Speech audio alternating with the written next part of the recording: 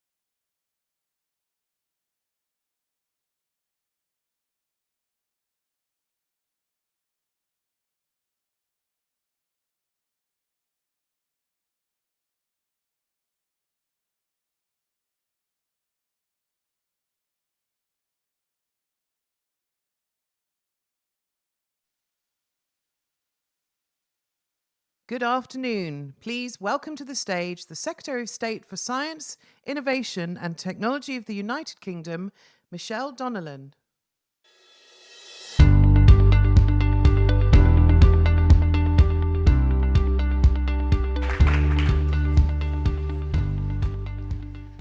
Thank you. And before we move on to our closing plenary session, I would like to take this opportunity for us to reflect a little bit on the strides that we've made so far and delve into the top lines that were coming out of our roundtable. So can I invite onto the stage, please, those chairs of this morning's sessions?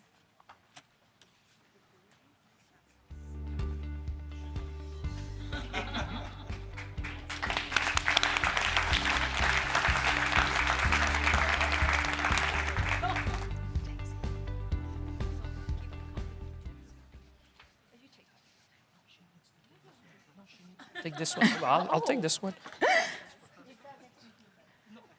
Okay, we're just going to have a few seconds, I'm hoping, from everybody, just giving us the top information from each of the sessions. And I'm going to start with Minister Champagne. Thank you very much, Madam Secretary. What a pleasure to see you all. Thank you very much. And can we give you a big round of applause for an amazing summit? Let's start with that. I think that everyone, you deserve to be thanked for your leadership and everything assembled. I say it's the right people at the right time. Listen, our session was really about the global AI risk. And I would say there's 3 A's. For me, acknowledgement. I think there's a broad acknowledgement that AI could be empowering malicious actors around the world. We talk about biological weapons, chemical weapons, but also disinformation, which is very, very, I read in the material. Some of you may have had the same material, but there'll be apparently something like 50 elections in 2024 that will affect 4 billion people. And if you think about deep fakes and all that, I think there is a general consensus among at least our group that these risks are real and the technology will be enabling and could be enabling people. And it's all about scale, scope, and speed. And we should all be acknowledging that. Now, once you have acknowledged the issue, I think we move into action. That's the other A. I think there's a broad consensus that we need to take action, both domestically and internationally. A number of people have said that we should have an IPC panel on AI safety. Obviously, what the UK and the US are talking about, making sure that we can test these systems independently. This was all welcome. There was a lot of discussion around that. And certainly, some analogy were made with the nuclear field that, it's incumbent upon the manufacturer, in this case, the developer, to make sure that their systems are intrinsically safe before they're put into action or into the market. So there was a number of very, very interesting discussion on that. And finally, colleagues understood that we need to converge because we can take action domestically with voluntary code of conducts or national legislation. But at the end of the day, no one can insulate himself from the risk. So we need to have global governance. And there was discussion around GPA, around United Nations, and other body who can do that for us. And finally, I think we need to adapt. That's the other A, because clearly everyone understood that it's very difficult to forecast or foreshadow what AI could do over the next 5-10 years exponentially. And therefore making sure that our regulation would be adapting. And I would say this is very much the start of a discussion that you've done, Madam Secretary. I would say let's seize the moment, let's be ambitious, and let's give confidence to people. Because if we want to, in order to maximize or to realize the benefits of AI, we need to obviously deal with managing the risk. And once we have managed the risk, we can obviously realize the opportunities. And the way to do that for me is obviously having these guardrails that will build trust. I think we need to build trust with people. So let's seize the moment, let's be ambitious, and let's give confidence to people that we get it and we're going to act in the interest of humanity. Merci tout le monde. Thank you.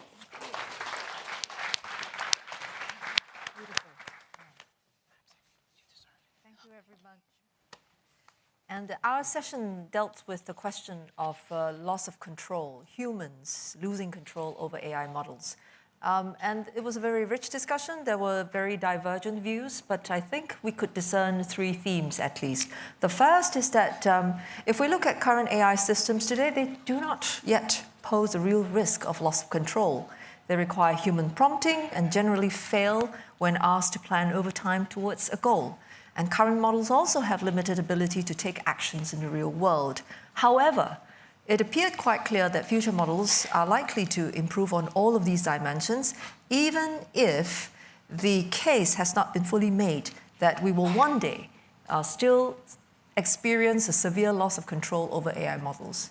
Having said that, in the nearer term, it is more likely for humans to give systems disproportionate control than it is for systems to take that control from us. So I would say that this is the first set of themes that emerged. The second is that there was this interesting idea of what if we could continue to enjoy the benefits of current AI models, but press the pause button on the development of frontier AI models in order that we could buy ourselves time and develop the capability to exercise proper control over these advanced frontier models. This sounds good in theory. The difficulty lies with the fact that you can have responsible developers that are willing to comply with such a rule.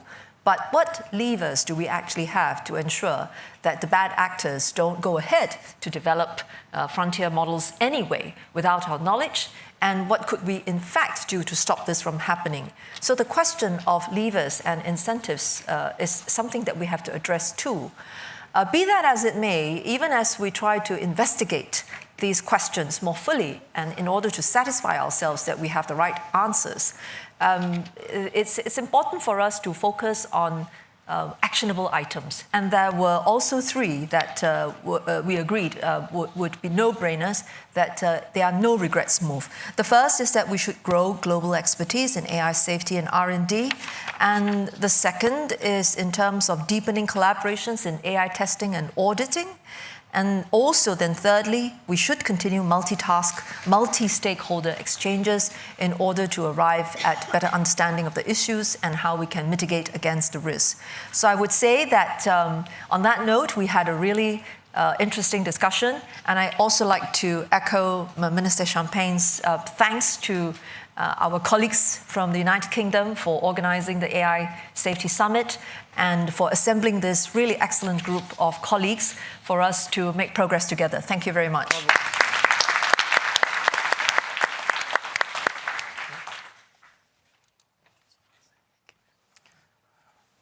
So actually, when Theo talk about the past giant AI experiment, this morning me and Max Chapman was talking about are we successful for the past giant AI models letter. Actually, what do we mean by successful? Actually, now we're having more than 20 countries talking together about AI safety. This is already a huge success along that line, because the aim of the letter is to raise the concern on AI safety. So for that, we should thank all together to UK. Thank you so much. Having more than 20 countries all together to talk about it. For the unexpected advances in our roundtable, I would like to say it's not only about unexpected advances, it's also about unexpected failures that we have to face. This is the core, I would say, for the effort on AI safety, that can we really make a good prediction? The answer would be no. But can we stop trying? The answer would be also no. So I think this is the importance and beauty of the discussion. So we've been also talking about the importance or possible failures because of open source for AI safety. This is a really challenging topic, because in my generation, when we were starting working on computer science, we were getting so much benefit from Linux, BSD, and now when we're working on large-scale AI models, we have to think about whether open source, the paradigm for open source, can continue, because that it raises so much concerns and risks when larger-scale models with very large uncertainties open to everyone, and how can we just ensure that it was not really misused and abused. The challenge is not only for AI scientists, it's really for the whole world. How can we make a balance, or can we make a balance? The final point that I would like to make here to represent my group is really about the domestic and international collaborations. For this morning, we've heard that both the UK and also the US will have its version of AI Safety Institute. Actually, we think that we should all have something like an AI Safety Institute for our own country, but that's not enough. We need to have an AI safety network working really together, just to hold the hope that maybe we can, solve some of the unpredicted advances and unpredicted failures. By the release of the UN Advisory Board on AI, when I was talking to our dearest Amandeep, Amandeep was saying is that the future of AI, especially on the occasion of UN, it's not really about the advanced countries like China and the US and how can you compete or share the benefit. It's really about the rest of the world. When we are having opportunities to develop and to get our benefits, what about the rest of the world? Will the superpowers in AI bring fundamental challenges to the rest of the world? I think that's really why we have to hold hands together, not only by the efforts from UNESCO, ITU, but really on the UN platform, and also for these like efforts like the Global AI Safety Summit that currently hold 20 countries together. I would hope maybe for the rest of for the next years or two, you can hold like 40 countries. Thank you. Well said. Well, just to illustrate how successful the summit has been, people in our working group that focused on the societal risks of the deployment of frontier AI models, participants stayed for an extra 15 minutes so that everybody who wanted to speak could actually speak. And I thought that was very, very kind and showed the commitment to listening and engaging. If there's one thing you remember from what our group wanted to present, it is that known societal risks of the deployment of frontier AI models are existential to democracy, to human rights, to civil rights, to fairness, inequality. Think about economic inequality, access to healthcare and other kinds of services, but also in a global context, the inequality between those who already have access and those who don't. But then we also talked about how we can better use the laws that already exist or the best practices that we can benefit from. So, for example, to ensure that there is clarification of how existing rules apply, for example, privacy in the context of AI, intellectual property rights, but also liability was discussed. And also, besides laws, how we might learn from the field of trust and safety of best practices in terms of making AI deployment in our society today much more safe and fair. Then another recommendation is to have more comprehensive and better quality technical evaluations. The notion of evaluation is easily shared, but what do we really mean? Can we include more concrete and societal metrics and be contextual to the applications in the real world to make sure that the evaluations are continuous as the life cycles of these AI products evolve? That includes investing in basic research to understand better how systems work, but also to inquire how governments' own uses of systems work so that the government can be a better leader in the use of artificial intelligence. And we discussed how public procurement is an opportunity for governments to set guidelines by doing, and we also saw that coming back in the executive order, for example. Now, the two last points, also important, talked a lot about risk, but not to miss out on the opportunities that AI can offer to solve major problems, to actually strengthen democracy. So we talked about risk to democracy, but also opportunities for AI to strengthen it, digest large volumes of information, for example, to overcome the climate crisis, and to address societal bias, not to contribute to it. And lastly, there were a lot of participants who wanted to emphasize how important it is to include citizens. Young people were mentioned, but really to recommend governments that when they put together an AI advisory body, for example, that maybe they also include a random sample of citizens. Not just experts, not just multidisciplinary experts, but people who will be living through the consequences of policies made. And so in recognition of how important the multi-stakeholder engagement and perspectives really are in governing AI to prevent the risks, reap the benefits as we go forward. Thank you.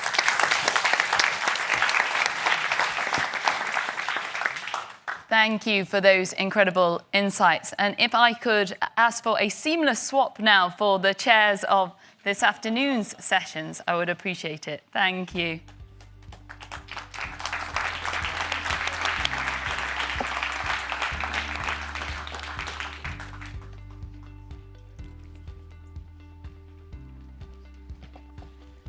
Thank you. And we'll do the same again. I'll begin with Rebecca. Thank you, Secretary, and it's a pleasure to be here. I want to assure you that we were the hardest working roundtable of the day. We went long, and I also need to apologize to the participants in the roundtable. I suppose that's appropriate as a Canadian. We had detailed policy proposals in almost every intervention that was made, and I will not be able to go into them, but there was just such substance. It was a super conversation, and I thank everyone who was around the table. And that really shows that we began with speaking to a number of leaders from government who made it very clear that artificial intelligence and attending to the guardrails as well as the capacities for innovation were core to their mandates, and there were a number of initiatives underway. I also thought it was very thoughtful that the leaders were clear about their need to build their own capacity within government, acknowledging that government can move more slowly sometimes than technology and innovation, but really thinking about how to build capacity. And this summit came up as a great example of ways in which leaders can come together, learn from each other. We talked about developing shared resources, shared ways to share what's working, what's not working, using different international conversations such as standards and the focus on interoperability, thinking about ways in which science can be done more openly, where research can be supported to really build capacity within government. That would be my first takeaway from the conversation. The second was really a clear consensus that regulation and innovation go hand in hand, that these are not two ends of the spectrum and binary choices, but rather in this moment, we need both. And that regulation can in fact drive innovation and vice versa. And we heard a number of different regulatory proposals, from product safety laws to liability approaches, through to things like sandboxing and building capacity moving forward. And then the third point we heard is that we really need to go beyond this notion of artificial intelligence as being one single entity that policymakers need to respond to. But in this moment, as we move from foundation through to frontier models, we need to go the next level down and dig deeper into capabilities, domains, approaches for release, and really understand what both the potential and the risks and the harms are across the life cycle of these different models and different approaches. And there were a number of proposals here. One of them was very specific around the way in which the safety institutes could be used to do some very specific work to inform regulation and action moving forward. And then finally, the last point, and I'm not just saying this because I believe in multi-stakeholderism, but there was a lot of belief in the importance of creating multi-stakeholder communities of action, and particularly because of the trust that governments have with regard to their citizens, and attending to education and skills development and literacy and closing that digital divide so that citizens can feel both protected and also enabled and inspired to innovate and to harness this potential for all. Thank you very much.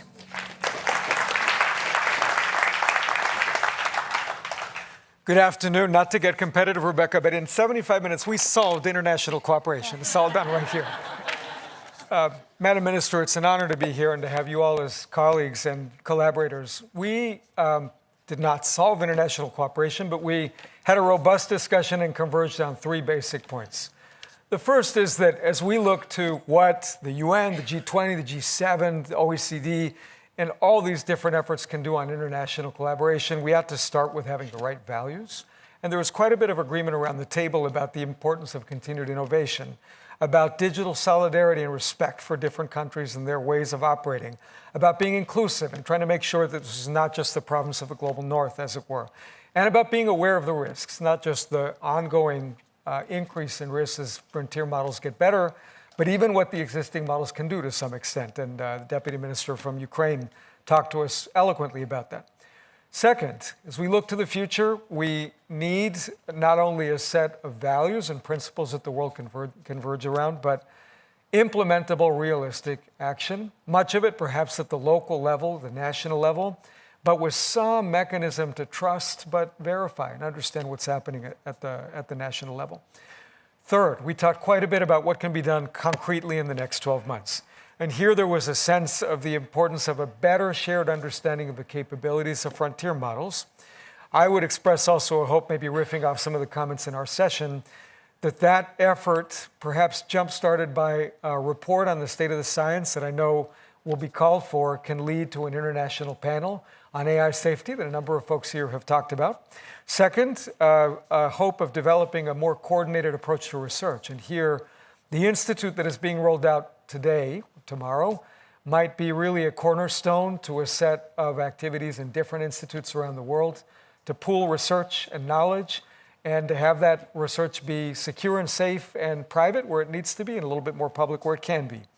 Last but certainly not least, the international collaborations and partnerships that can develop need to be focused on both the benefits, the well-being that AI can bring to billions of people around the world that are struggling to get access to healthcare, to better education, for example, to cleaner water, but at the same time be mindful of risks, and that ought to feed into a governance mechanism that we can all trust.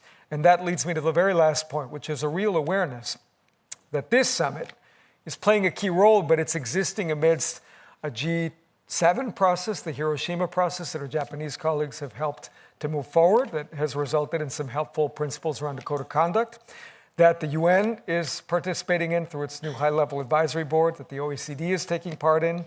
So all of us, as we are networked into these processes, can find ways over the next 12 months to bring that together as much as possible so that we fail and not, so we succeed and not fail. Much better that way. It's been a long day, what can I say? Thank you.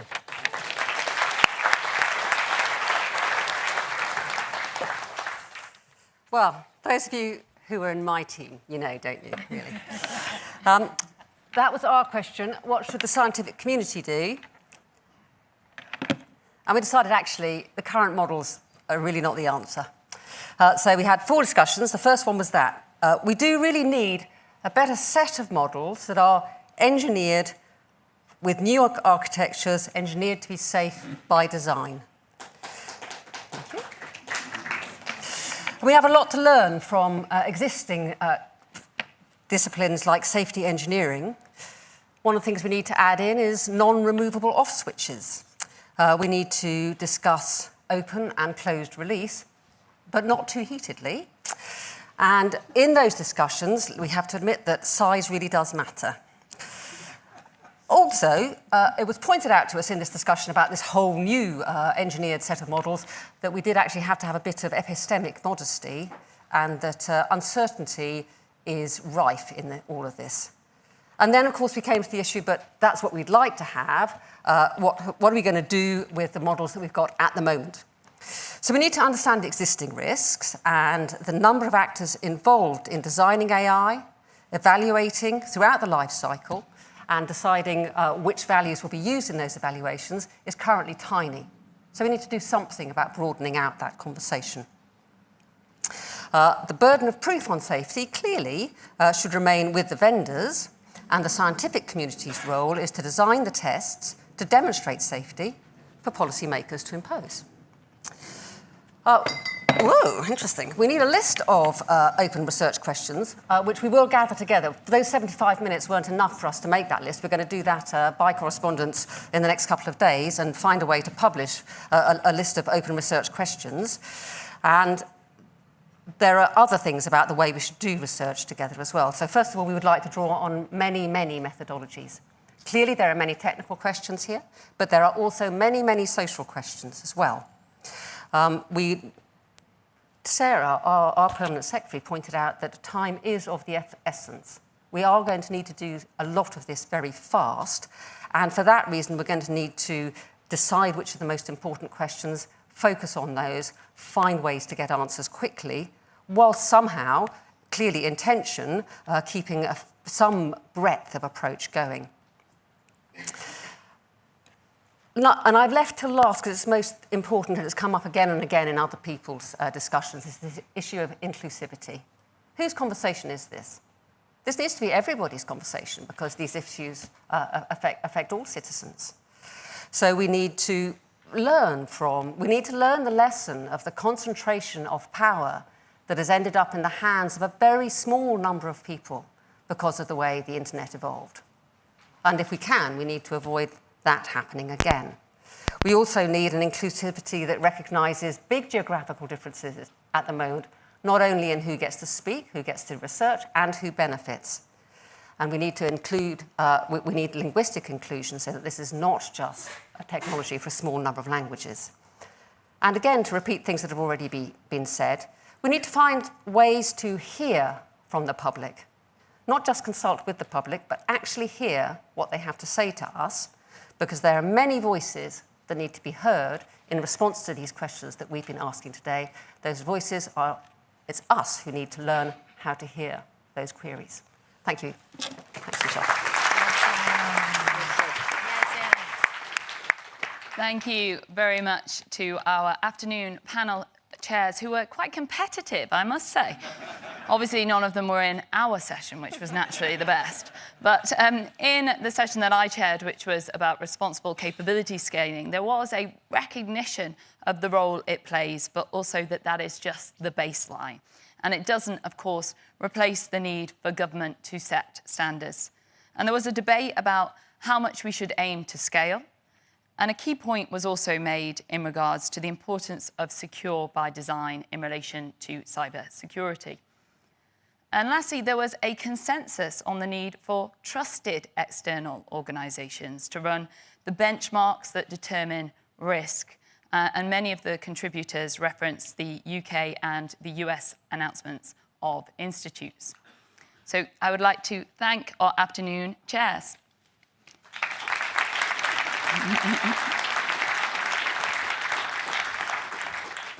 Now, I was told that there were some really insightful, interesting comments that were made across the sessions today, and we tried to take just a few of them to give people another insight into what went on. Now, these people that have been selected have 2 minutes. I'm also told we might actually cut the mic if people get a bit carried away. So we're going to be a bit disciplined here, otherwise we'll be here till 10 o'clock.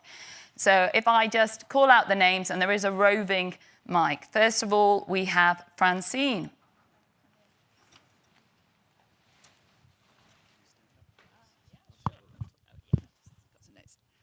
Thank you. Hopefully wave if I'm about to get my mic cut. So, quite a day. It's great that we've had these meetings today. They've put so much energy into something that's really important, and I'd really like to see it evolve and deepen a lot. And the conversation today reinforced for me that the summit's not basically about technology or regulation, it's basically about people. It's about the people who make technology, regulate technology, and the people whose lives are affected by the technologies. So we need to understand how technology impacts people's lives. And to Angela's point in the scientific community readout, we need to include... Lost my place.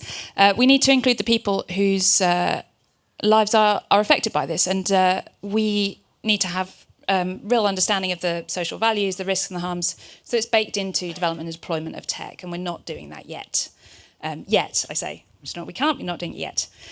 So everyone in this room wants to see the benefits of AI tech realised, and the Bletchley Declaration this morning, I think, articulates that really well. But we've still got two paths. So one where people are anxious and mistrustful about technology and potentially suffer harms, and another where they're safe enough to have it in their lives. And we can't get to that second path without regulation backed by law, informed by evidence of on-the-ground tools and mechanisms, which we've been talking about today. So it's great to see so much energy today being directed towards that and towards thinking about risks and mitigations. But if we can't have the incentives for everyone to stick to the mitigations, it doesn't help. So we can look to domains where we've had good mitigations and where we've done good regulation already. So we've got confidence in things like, we'll fly in planes without worrying they'll fall out the sky or anything terrible will happen. We'll take medicines and feel confident about that. We've got no substitute for regulation to use these impactful but also sometimes risky technologies well. So getting really concrete, here in the UK, the government's got a couple of live opportunities to address this in the King's Speech or the Data Protection Bill, which I really hope are taken up. I'm really encouraged also by the tone of today to think that other nations are also going to take up similar opportunities to move fairly quickly on all of this. And in parallel, we as members of civil society, and I don't speak just for Ada Lovelace Institute here, but for the wider civil society group here, will continue to build evidence for how we'll make these technologies work for people and society. Thank you. Thank you. Can I call upon Deb next, please? Hi, hello. I'm Deb Raji. I'm a fellow at Mozilla. I'm also a researcher at UC Berkeley. And I think my takeaway from the day is that every country has their own AI strategy. Every corporation has their high-level AI principles. And some of these have been floating around for years. And it's time, it seems like now is the right time to translate some of that high-level thinking and the consolidation around high-level principles into practical, detailed, concrete plans, translate it into an articulation of what best practices look like, what actual technical standards look like, articulate our expectations for these technologies, especially across high-stakes domains, and get to the point where we can actually make some practical progress on holding various companies and other stakeholders accountable for the ways in which they develop, design, and deploy AI systems. I think something else that came up across various conversations was the need for role models in this translation work from sort of high-level thinking about this problem to the more practical domain that we're entering. So thinking about, there was across various conversations, there's been repeated mention of the aerospace industry as a role model, the automobile industry. There was a great analogy that was brought forward by a professor in Singapore about in the automobile industry, there's manufacturing standards around the vehicle, but there's also licenses for the drivers. There's also infrastructural design for the roads and the safety of the environment in which these systems are deployed. These are incredible models that we can learn from in our design of these systems and how we regulate these systems.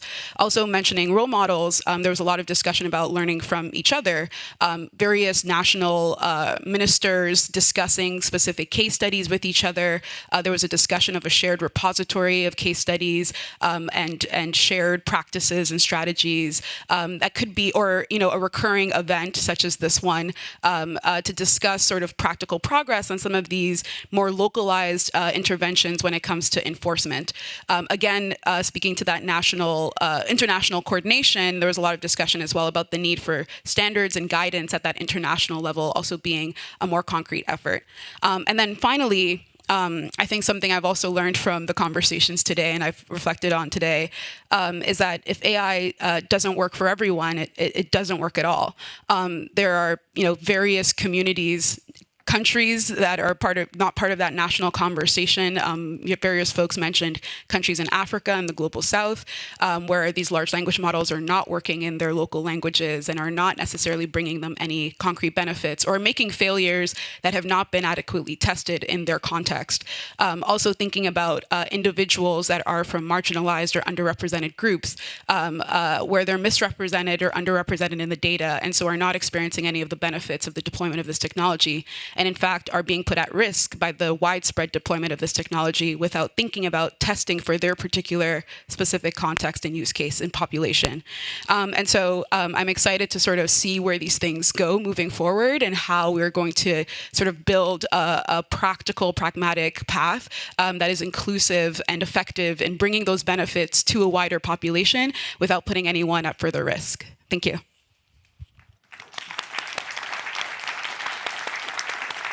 Thank you. Thank you. And next up, we have Brian.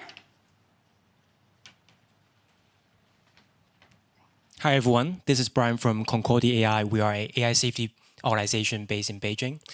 What an incredible day we have had here at the Plenary Park. So I would just like to commend the UK for making this happen. And I would like to share 3 key messages. One is the world clearly has a shared interest in ensuring global AI safety. the risk from frontier AI that we discussed in the morning, from catastrophic misuse to unexpected dangerous capabilities to the potential loss of human control, they do not respect national borders. And we have a collective responsibility to protect the present as well as future generations to come. The second, we have much to gain when we work together as a global community. When we encourage international collaboration between researchers around the world, we will have better AI safety solutions.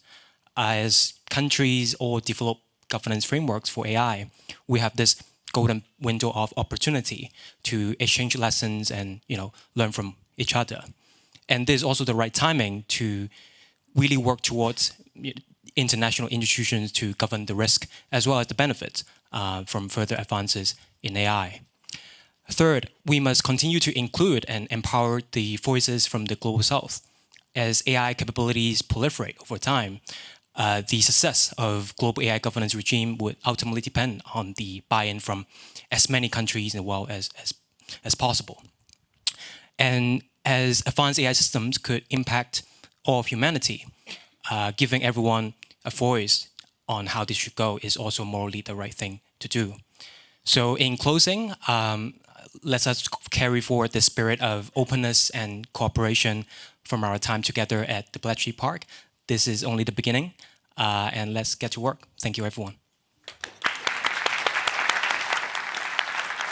Thank you. Martin?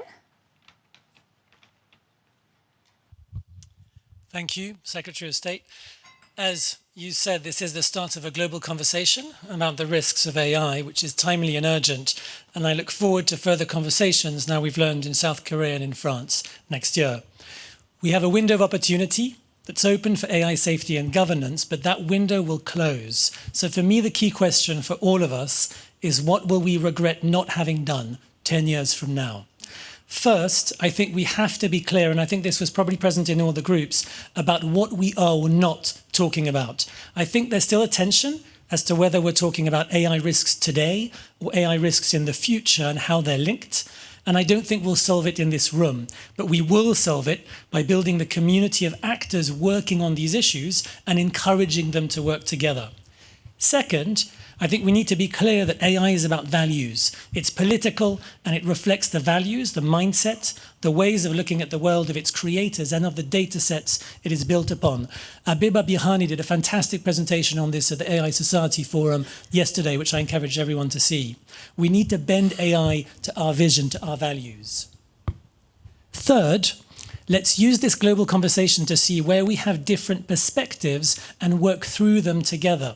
For example, open source. Is it friend or foe? Friends for risk today, foe for risk tomorrow? Hard law or voluntary commitments? I think we need to be quite wary of blunt dichotomies here and again, work through them together. So to finish, overall, I think it's really critical to anchor our conversations in the values that we share. And as I hear them, accountability is a really key one. For AI to be successful, it has to be accountable. It cannot be the preserve or the responsibility of technology companies alone. And here I think there's a vital role for civil society to play, for funders. For example, we were talking about making the market for algorithmic auditing. Second, responsibility, that we, companies, governments, and civil society all have a joint responsibility to ensure these systems don't fall into the wrong hands. And thirdly, many people have spoken about this in different ways. Participation, engagement, openness, bringing our citizens with us and work with them, our communities being engaged. Open source AI infrastructure is a key example of this, an incredible infrastructure, and we were talking earlier today, powered by volunteers around the world, and that drives everything from electric car to banking. To mitigate current and future harms from AI systems, I think we need to embrace and reflect how openness and transparency can help. And as a recent letter put it, when it comes to AI safety and security, we need to think about openness as an antidote, not a poison. And finally, inclusivity. Many of you have said it. It's not just about one institution, it's about an ecosystem of activity. Tino Cuellar was mentioning this earlier. It's not a conversation for the few, but for the many. So I look forward to the outcomes of the summit and to the conversation continuing in South Korea and in France. Thank you.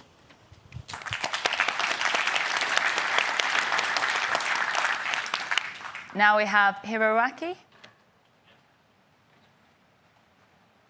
This is Hiraki Tano, City of Sony Group Corporations. Well, this has been a great day. So I would like to thank UK government and the organizer for making this event possible.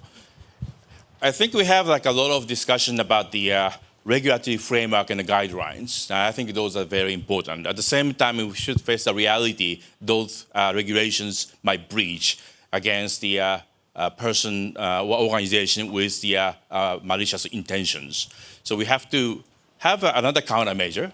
I think one of the morning sessions, Yang actually raised the issue that we need a powerful AI to be able to have the countermeasure, and I echo that.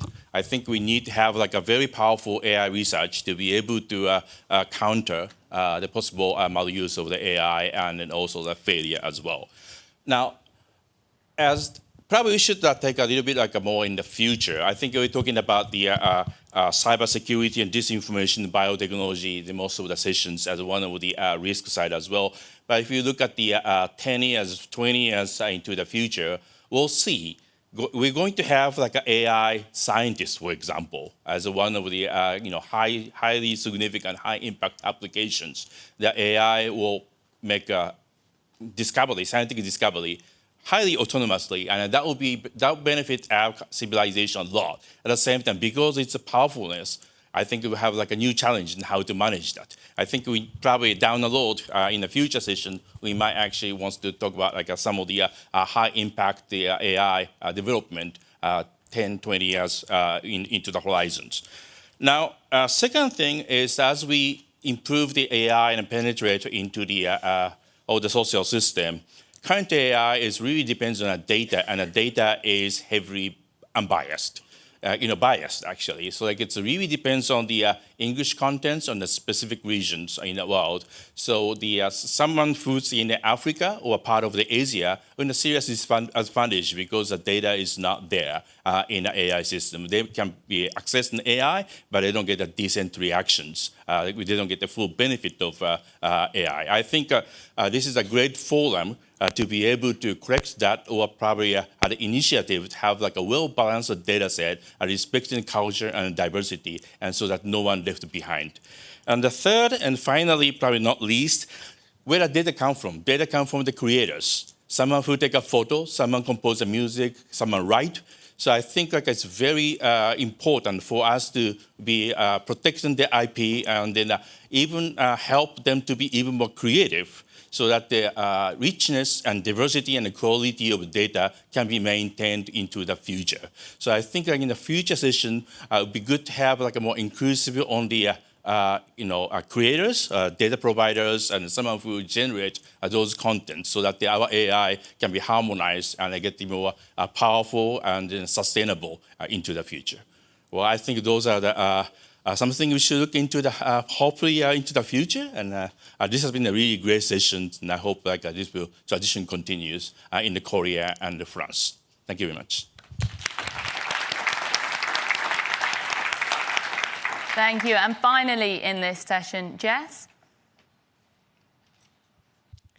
Thank you. Nice and some pressure to have the last word. I think one thing that's been really clear to me today is that while many of us may disagree on many things, one thing that there's a fair amount of agreement around is that we do need more oversight and accountability of how AI is being developed, particularly at the frontier. And I think today has done a really good job of both showcasing some of the progress that's been made on this in the last year, while also, I think, helping to highlight some of the areas that need a lot more work. So I'll just mention a few areas that struck me today. The first is it's been really great to see companies publishing safety policies in a bunch more detail than we've seen before on request of governments. I think that external scrutiny and competition between companies can go a long way in kind of creating a race to the top rather than a race to the bottom.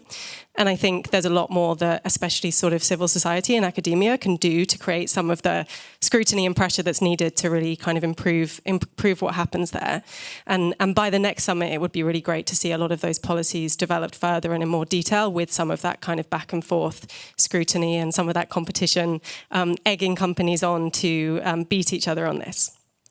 But ultimately, as was clear in the responsible scaling session we had earlier, we do really need a lot of this to start happening and being driven more outside of companies, not to have companies setting their own rule books, but to have external actors starting to both be able to kind of evaluate systems and be able to set the standards. I think the 2 safety institutes we've now got announced are really exciting in this regard. What I'm most excited about there is building the expertise and the capacity to do a lot of this scrutiny outside of government. But there's obviously a really long way to go there, and really building up that capacity and really bringing in the diversity of expertise we need to ensure that we can assess risks across all of the themes that were discussed this morning. I think what would be really great by the next summit is if sort of those safety institutes and perhaps other third parties were in a place where they could start leading the conversation on what responsible and safe behaviour looks like a little more than we've seen today. So we're not just asking the companies to develop policies, but there's more kind of questions coming to them from government and third sector. And third, I think ultimately all of this needs to be underpinned by regulation. That was pretty clear in a lot of our discussion sessions too.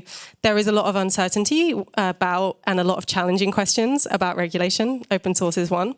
But I think there are some things that we're relatively clear on, and most people can agree on, about the need for transparency and greater oversight that could be regulated and mandated now. I think the US executive order goes a long way to sort of make a start on that, and it would be really great to see other countries follow. And by the next summit, it would be really great to see more detailed regulatory proposals being discussed. Thank you very much. Thank you. Thank you very much for those thought-provoking reflections. Now, to close off the first day of the summit, our last full section is on AI for good, one of the key reasons why we're all here and why we are trying to introduce mitigations. And I have the great pleasure of introducing to the stage Minister Husic from Australia, Mr. Ingabire from Rwanda, and Demis, as Iba. Come on, please, to the stage.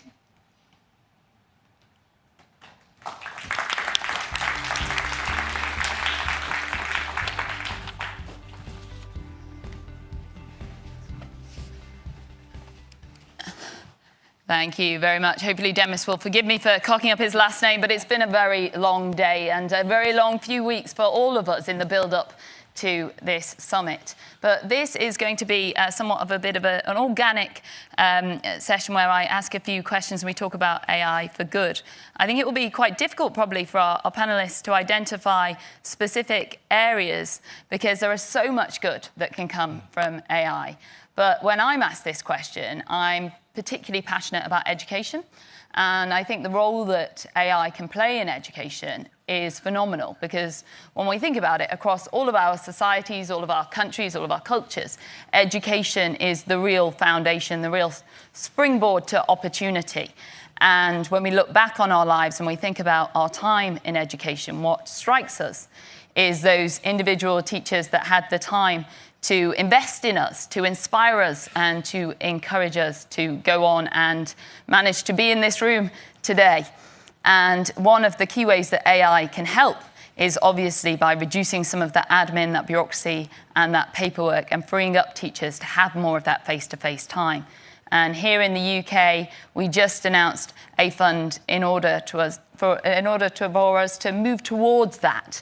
And we have a goal for every single teacher here in the UK to have an AI-powered assistant to enable them to be producing lesson plans that are targeted to each individual pupil and to be able to actually unlock some of the bureaucracy and give them more of that face-to-face time. But I'm really interested to hear what our panellists think is their top example of AI for good. Should we start with you, Minister? For sure, thank you. And I think it's important for us to recognise what we are doing right now hasn't happened and doesn't happen often in terms of bringing people together to think around the application of technology in terms of international fora. So it is important for us to do what we're doing right now and to think about those use cases that are very positive. I can think in the Australian example is a terrific young woman, an Australian who I, of all places, met in Boston, who was developing a robot using AI in a paediatric setting to help young kids with their care during the time of some of their toughest health battles. and she's now gone on and built a company 12 strong in 6 months around that. I also think of a bionic ear manufacturer that is enhancing their software through the use of AI to deliver the gift of sound to people that have been denied it, and being able to use that in that way. Or the AI-powered drones that are delivering life-saving medicines to remote communities in the Pacific, all in our country, are being done by Australian firms that are using technology but wanting to get that balance right. And that's what we're trying to think about. What we're trying to think about is those case studies where AI has had that effect, and to also think, well, if this goes wrong, where is the balance? And it is a bit of a vexed debate, just picking up on your thing around education finally. AI holds the promise to deliver personalised education outcomes tailored to people individually, right? But we're also thinking about generative AI in the classroom, and we're having the similar debates that we'd had decades earlier, where we thought if we introduced calculators to classrooms, people wouldn't be able to perform maths anymore. Technology has found a way, people have used technology in a way to help themselves, but it is the role of us, and again, this is the importance of this type of grouping, it's up to us to think around those guardrails, the safer operating environment. Demis? Yes, well, look, I think there's so many opportunities here, and there's so many challenges also facing, I think, society in the world. If you look at environment, climate, disease, and I think AI has the potential to impact and help as a tool to help our experts and scientists solve some of those biggest problems. So my personal passion is actually using AI for scientific discovery and to advance medicine. And I think we're beginning to see the examples of what that can do in a transformative way. We've worked on things like AlphaFold that can predict the 3D structure of proteins, and we hope that will accelerate into drug discovery, and maybe by an order of magnitude, instead of taking years to discover new drugs, maybe the order of months. I think we're also seeing being applied to material design, new types of energy like plasma containment and fusion, and even in fields like mathematics and theorem proving and important conjectures in mathematics. So I think it's kind of almost endless where I can see AI improving our knowledge, and maybe you can even think of the next 10 years as almost a new renaissance, a new golden era of scientific discovery with these very powerful tools helping our top scientists make progress. And then, of course, talking about education, I agree with the Minister, there's incredible potential for personalised education. I'm really happy to hear the announcement of the fund. I think it's an incredible opportunity there for AI to improve education. And also, commercially, I think there's enormous opportunities for the next generation to start new businesses and startups that apply AI to improve all sorts of parts of our lives for billions of people around the world with new AI-powered products and services. And I think there, we need to make sure there's access to all around the world to the new students to gain the technology skills they need to utilize AI to the fullest extent. And we've tried to do our bit in that. We're founding sponsors of the Deep Indaba meeting, which has become the preeminent machine learning conference in Africa. And we sponsor hundreds of students at master's levels from underrepresented backgrounds to get master's degrees in AI. And I think they can then go on to take advantage of this and improve their own lives and others around in their communities. Yeah, amazing. Thank you. Minister? Yep, so I also agree. I think when you look at healthcare and education, there's massive opportunities. What we've done for Rwanda when we launched our national AI policy was to back it with an economic impact assessment on where do we see the biggest potential of deploying AI solutions. And so what we saw were about 4 areas that ranked high. Agriculture was one of them. That was also because predominantly we are an agriculture-based economy. And so if we're trying to think about how to deploy AI solutions in a manner that is inclusive and creates value for everyone within the country, agriculture ranked highest. The second one was public services, and this was really looking at how do you use AI solutions to improve public service delivery. But also looking at things like better tax revenue collection, better healthcare insurance claims management. When it came to public transportation, looking at how do you deploy AI models to support bus scheduling and ensuring that you have a more reliable and efficient public transport system. But the one that I want to emphasize most is around healthcare. And so what we've been doing, in many ways, of course, we look at the opportunities around early disease detection, drug discovery and all these benefits. But what we've done for Rwanda, because we have community health workers being the very front-facing health workers for the people and supporting with, providing health services to people within different communities, particularly in rural areas, what we've done is to create AI models where we're leveraging large language models that provide decision support solutions to the community health workers. Case in point is like malaria. And so even just looking at how do you help with malaria detection, a combination of both clinical data and environmental data to support with monitoring and detection of the malaria outbreak. Why is this very important for us? Beyond the fact that we've already been able to estimate about $589 million potential, which is equivalent to 6% of our GDP, it's also the fact that as Rwanda, we have positioned ourselves as a proof of concept hub for some of these emerging technologies. And so if we're able to use AI to solve for a problem in healthcare, then it's much more easier to replicate a similar solution in different parts of the continent because the challenges we face are almost similar in nature. And so this is where we see the most potential, and of course not neglecting environment monitoring and really figuring out how we do all of that. I wanted to conclude with the fact that when you look at our AI, our national AI policy, beyond the building blocks of data strategy, the required compute infrastructure that is needed, the talent and capabilities required, what we've done is to, in order to manage risk, because this whole day we'll be talking about risk, we want government to be at the forefront of deploying these AI solutions, because then we can understand better the risks that come with deploying these solutions, and then we're in a better position to put in place the right guardrails and regulations before we take a backseat to only do regulation and the private sector deploys solutions. And so we are, over the next 5 years, we're going to be, as a government, looking at what are the different opportunities within the different industries where we can deploy AI solutions and use that as a way to inform the policies and regulations and standards that we put in place, working with the private sector. Thank you. And when it comes to making sure that we can truly seize the opportunities in relation to AI for good, that doesn't always mean domestically, of course, because obviously AI has the potential to help us solve global challenges like climate change. And I was interested to know your reflections, each of you, on how can we work better globally to truly seize the opportunities, which needs to be at the heart of this summit and this discussion, not only how we can grip the risks.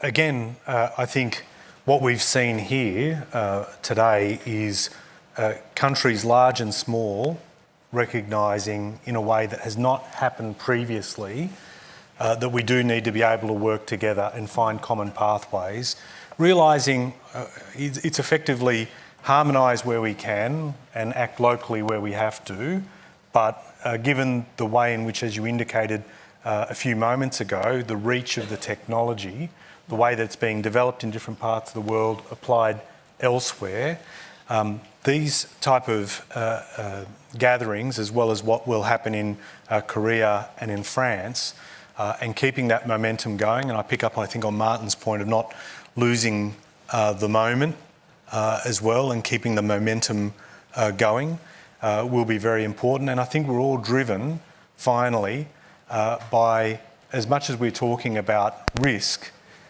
is through all this, being able to really get the maximum benefit for differing communities with differing challenges, but who want to do well out of the application of the technology. Yeah, thank you. Demis. Yeah, well, I think AI is such a global technology, and it's going to affect everyone in the world. And it's amazing to see the international group gathered here. And I think it's going to need, ideally, global standards that we can all kind of converge on for the benefit of everyone. So I think that's important, and perhaps this is one of the first steps towards that. And I look forward to that continuing in the subsequent summits. Just also going back to the scientific point, I think there's a lot of potential between collaboration between companies and academia in terms of applying AI to domains, specialized domains, whether that's biology or chemistry or climate, where there are experts in that domain, maybe, and mostly they're usually in academia, and then going to them to understand really what the questions are, the actual critical questions that are vital for that subject, and then how to map AI onto that. And that's what we've been very successful doing actually at DeepMind, is to collaborate with those domain experts in a really multidisciplinary way. And that's the only way that you can actually apply AI in the right way. Because often, AI can seem this sort of magical tool, but in fact, you need to use it in the right way, and it's only suitable for certain things. And you really need to understand that other domain, and you only get that through collaboration. Very true. Thank you. Yes. So I believe in addition to the standards and regulations that I would make 3 points. One is around creating the kind of partnerships that will democratize access to compute infrastructure across the board. I think we know that computing infrastructure is really concentrated in certain parts of the world. And so if we're talking about inclusion, how do we ensure that we're democratizing access to such capacity and capabilities? The second one is building partnerships that allow for creating the right talent across the board. Because with talent comes the need to build solutions that are contextualized to certain challenges. The absence of ensuring that we have talent across the board will mean that many developing countries will remain consumers for a long time, if not playing catch-up for a very long time. So how building the right capabilities, building the right talent that will fuel these AI-enabled innovations is very critical. And the last one is around AI research. Again, there's never going to be a one-size-fits-all model of how we deploy AI. It's always going to be specific to everyone's context, what kind of challenges you're trying to solve for, whether or not AI is the best use case for how you want to solve those challenges. And so understanding the intersection between research and product development and how we enable that to drive impactful, responsible deployment of AI is going to be critical, and that should be at the heart of all these global partnerships that we are engaging in. Thank you. Everybody give a round of applause for our panel. Thank you. Thank you. I think it was really important to share a range of different areas that AI can make a transformational difference. Now, before we close day one, we're nearly there, guys. We're nearly there. We must reflect that we have spoken about the importance of ensuring that we build on the conversations that have taken place today and create that long-lasting legacy for the future summits of AI. This is a historical gathering. Many people have said that throughout the day. And building on that Bletchley Declaration is only really the beginning of the conversation. So with that in mind, in the host next year's AI Summit, we have, of course, the Republic of Korea and then also France. And I would like to once again thank them for taking on that baton. Thank you.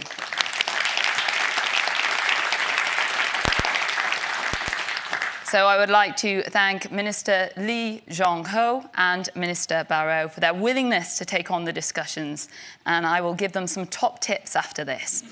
But I would like to welcome Minister Lee Jong-ho to the stage to say a few short words. Thank you.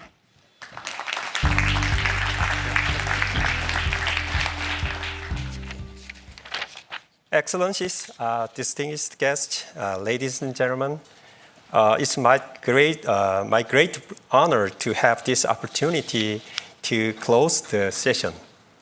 The emergence of generative AI has electrified the whole world, and now countries around the world are recognizing that this wondrous new technology can bring both benefits and risks at the same time. Due to the concerns that fast-paced AI race can result in potential risks proportional to AI's benefits, some even called for a pause on advanced AI development for 6 months. As you can see, technology is a double-edged sword that can enhance our lives, but at the same time put us in a great danger. That is why the safe use of technology is highly important. In particular, a technology like AI is known for its immediate and connected nature. So our approach to promoting the safe use of AI should be handled on a global level. not by a certain country or a company. The international community should also work together to narrow the digital gap and increase digital literacy so that the benefits of AI leave no one behind. In this regard, at the Digital Vision Forum held in Paris in June, President Yoon Suk-yeol suggested creating an international organization under the UN for discussing digital norms for emerging technologies, including AI.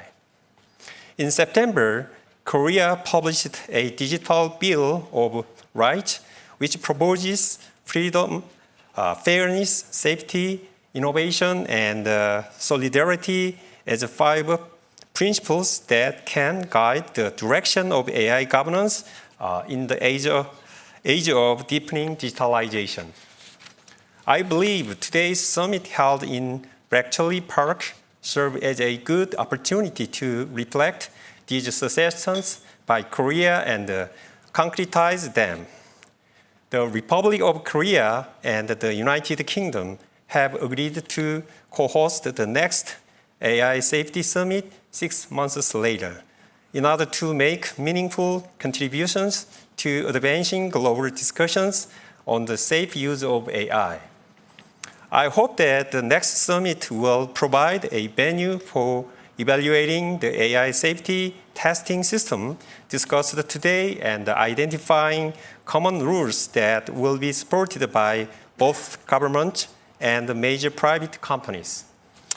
Today, we are gathered here to witness a historic moment where we are exploring how to work together and how to promote AI safety.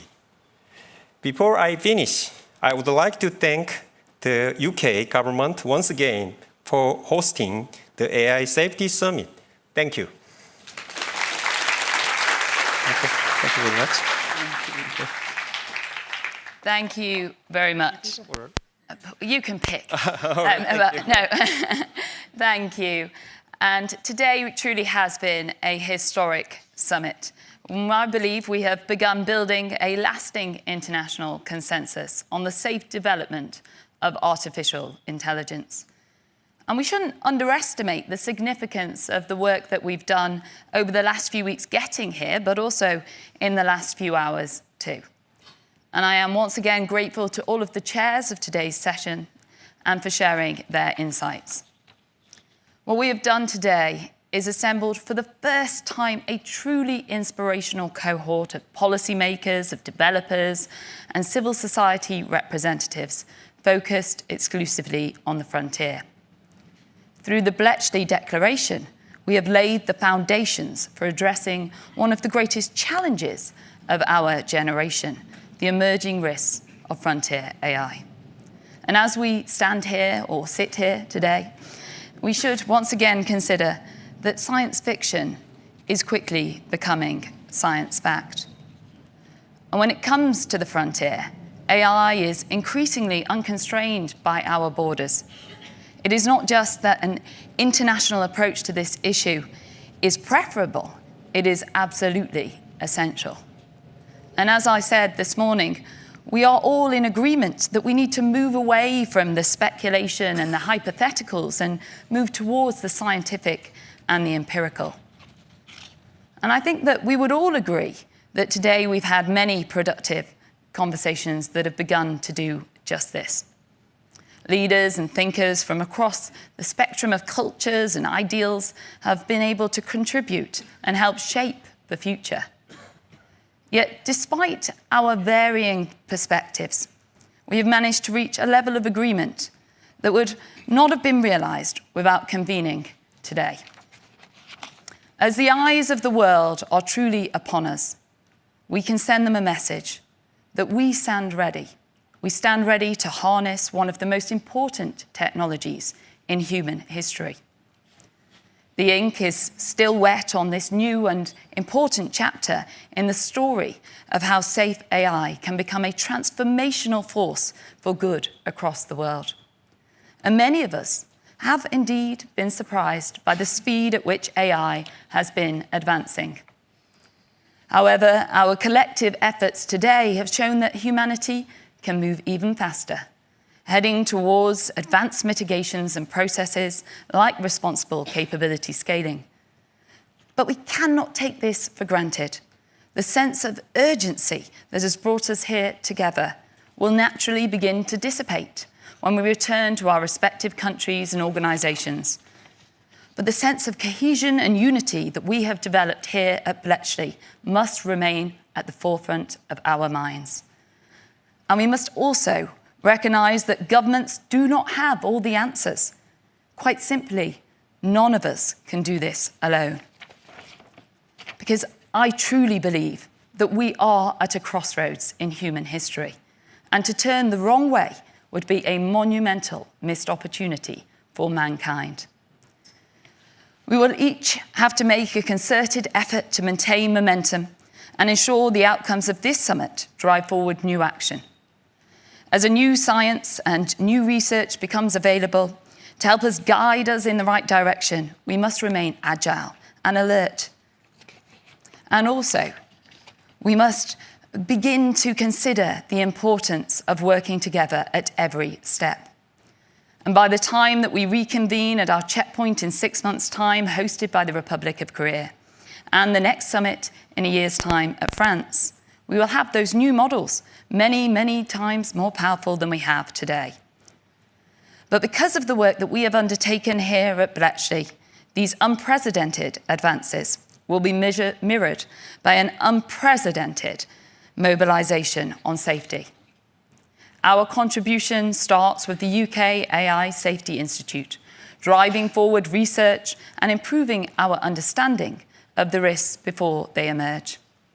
The Bletchley Declaration will, for the first time, hold us equally accountable and solidify that united stance. And the many international agreements and accords that have come before this summit will be strengthened by that unity. Where we entered this summit with diverse and conflicting scientific views, we should aim to enter the next summit with progress towards a scientific consensus on the risks we face, grounded in empirical evidence. This is perhaps the greatest advance we will ever see in human history. And we are not just witnesses to it, but we are the authors of it. This confers immense responsibility to the rest of humanity and to future generations to get this right. And so, our work isn't done today. It is just getting started. Thank you.